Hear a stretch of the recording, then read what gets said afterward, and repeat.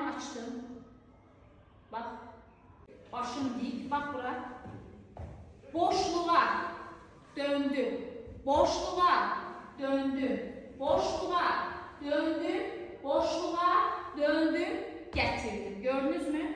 Kızlarda açtım. Biraz daha ince.